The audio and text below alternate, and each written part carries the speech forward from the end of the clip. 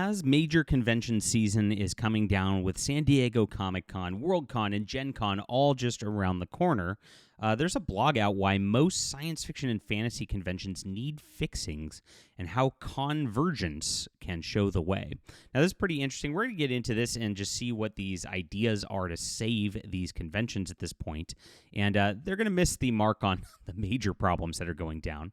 And then we're going to say, do they actually need savings? Does it even matter to have these conventions and get together in 2025? When, again, if we want to talk about a topic, I'll get into this in just a moment. Please hit the like and subscribe button as we talk about all things in science fiction and fantasy. This is your sci-fi and fantasy news, your real one, my friends. Please, thank you for being here. And I also would like to get you on my newsletter because you never know if I'm going to find you with algorithms and the like again. I have a beautiful sci-fi trilogy that's about to be dropping, and I want to make sure I'm in touch with you. So for being on my newsletter, you get a sci-fi book, a fantasy book, and a full superhero graphic novel, a $50 value just for signing up and connecting with me. Join the community today. This is a really wonderful spot to be, and thank you guys for being here because I've got a lot coming down the pipeline. Of course, it's wonderful for the folk who are readers around here because we just put out so much cool stories, and it's a lot of fun. So get in on this. It's the first link in the description below. I also have an Amazon store if you want to support and check things out, at least on that level, and a great Discord server of a bunch of fantasy and sci-fi fans who you will love to connect with as well. Thanks for being here, my friends, and thanks for being a part of our community. It's a full-time science fiction convention around here. We talk about this every single day. And it's kind of weird. I've spoken at science fiction cons in the past, and I've been at BayCon before they blacklisted me, of course. Another story for another time. I've spoken at San Diego Comic-Con. I've been on panels at DragonCon, at GenCon. LibertyCon's a nice one in Tennessee. But they all kind of I noticed something. It's it's cool, and I love meeting fans and friends who I know online and the like. It's really nice. That's the only reason to do it. There's not really a real business reason to do so, and I can't say it actually really helps you generate readers or anything like that as a professional author. And you do your readings and whatnot. A few people show up. Unless you're somebody who's huge already, like a Brandon Sanderson, you might have more people show up, but it's still relatively few as a part of his audience. And it's okay, what goes on here? If you're on a bigger panel with a bunch of other authors, well, they're there usually to see Brandon Sanderson or something and not you. And so it's what is the purpose of this? Now, when you come here to my YouTube channel, you're here to listen to me talk, and I get thousands of people every single day. So it's this is a way better way to do things, and it also gets a lot more eyeballs on my books over the years, right? And that's, of course, why my mailing list has grown to about 8,000 people just talking about it this year on YouTube, right? And so what is the point of cons in 2025? Like I said, the only real reason I can see to go is to connect with friends who you want to see, and that's fewer and fewer because a lot of these cons have become just political drivel. And I went to the Worldcon, World Science Fiction Con website. They have over 60 panels in 2025 on DEI. You think anybody's going to those? You think anybody's doing anything with those? It's just not fun.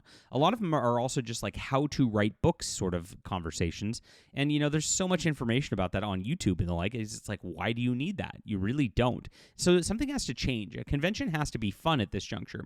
Now, there are different types of conventions as well. This is talking about literary cons for the most part. But you talk about gaming cons. This is what Robert J. Kuntz, who is one of the original Dungeons & Dragons creators, has to say about things. He says it's very important. He says Gary Gygax established the gaming convention in the U.S., grew to what it is today, along the way spurred an industry and hobby growth exponentially. Why are they the most important facet of our hobby outside game clubs? The people who attend these are true diehard fans, and that might be a reason to have the conventions, of course. These fans are always looking for new alternatives to games. They love games and gaming. They're open to new ideas. And 3, they're proactive and want to maintain the hobby and be a part of its growth.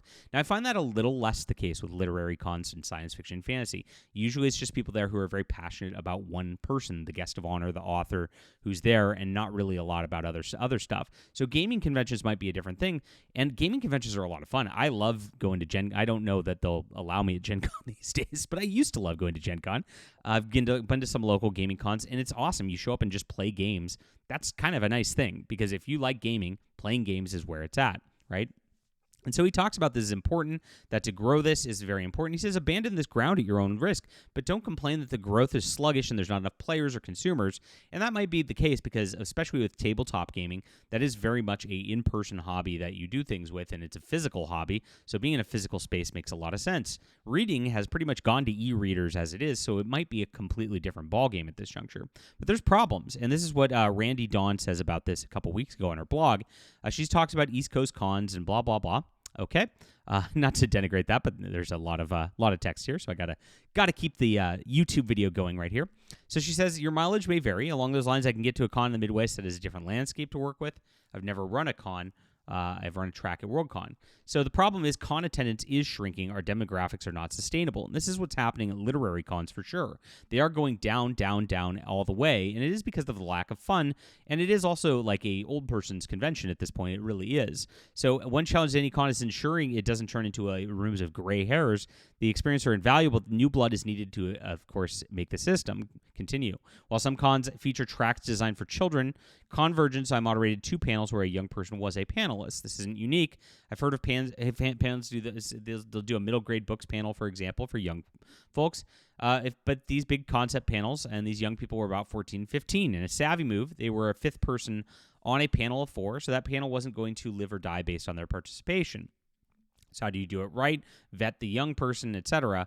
I don't know if having young people on tracks really matters that much as you're going to have to invite YouTubers and the like or TikTok influencers because that's probably more who they're interacting with than a book author at this juncture, and that's a way to get things going. And that's a way to sell books these days, too. I mean, that's why I do what I do here is it sells books on YouTube, and that's a big portion of the audience. And so these people are ignoring the current marketing and the current influencing techniques already at their own risks. And so they're kind of already in a boomer mentality about what do we do? Well, we better include young people. Well, it's what if young people just don't want to go? Well, you better find a different way to include them. Finances. As someone who's not run a con, I don't know where cons I go to are suffering from small budgets or budget shortfalls. They often feel that way. The space of the hotel isn't filled or utilized properly. Now, this is really, really hard.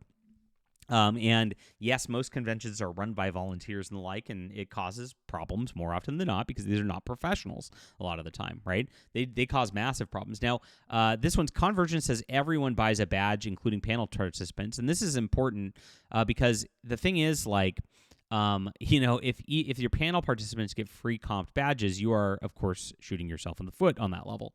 So putting skin in the game is always something that's very important. If you don't have skin in the game for something, you do not care about it and you do not take as good a care of it. So that's a big deal. LibertyCon does that. All of the people on panels or not buy their badge, and that, of course, makes LibertyCon what it is. So as someone who puts in 10 hours on a panel, I have mixed feelings about this. Badges for adults started $85, but there's a lot of infrastructure, which I'll go into for a minute, so it's important. You also have to have the merchandise room and the like, and merchandising is everything these days, of course.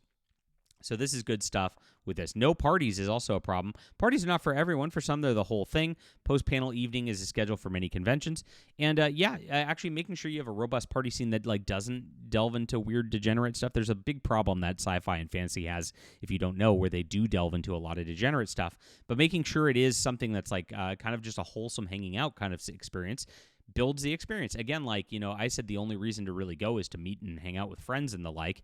And so if that's the case, meeting and hanging out with friends in a friend environment rather than just your panels is a good thing. If you have parties that are set up that are a little more official, that have a little more, have a DJ, have something interesting going on to them, that probably does actually help things. And it does build something that impresses people and makes people want to come back. So this is actually a great idea right here, of course, to modernize things that makes things better. The little things, tape on the floor to provide instructions. These don't matter. This is not going to get people to get you to go to cons or not. I can tell you that right now. And if you don't understand, we have different needs and capacities, and it's not fair, is what they say about cons.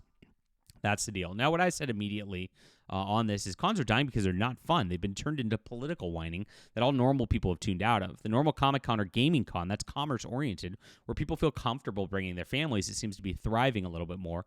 It's simple. And she says, I disagree with this. There's no one answer to all cons. But it is. As they've delved into these DEI things, that's really the crux of the problem with things. And, of course, as you, a purity test and virtue signal that, like, I must have these politics and these exact ideas on everything or I'm not welcome at the con, you lose a lot more people when you do that. And of course, as that goes on over the years, a lot of normal people have tuned out on things. And what they need to get people back at this point, if they actually want these to continue, is have normal people attend. So how do you have normal people and families and the like attend? Well, their idea of like appealing to some youth people is very good, but you got to, like I said, you got to then invite influencers and make that a big centerpiece. You got to make things that's wholesome and not scary for people to be around. You got to try to get rid of all your weird fetish stuff that's in your DEI stuff, because like most people don't want to have their families see that kind of thing. And the two people who want to rant about that and be in the empty convention hall with that are not going to actually help you with your convention right there. So as Worldcon goes along and as GenCon goes along, they're kind of doing the exact same things. San Diego Comic-Con seems to be still thriving. And of course, I've seen lots of local game cons still seem to be thriving. But these are really dying off, and it is because of the way they run things all the way around. I think a lot of it comes down to politics. Leave a comment down below with what you think about this. Can we save these cons? Do they need to be saved? Is it even interesting?